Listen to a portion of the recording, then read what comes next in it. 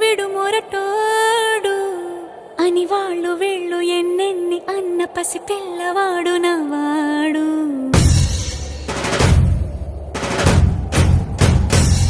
విడు ముండోడు అని ఊరు వాడ అనుకున్న గాని మహారాజు నాకు నవ్వాడు.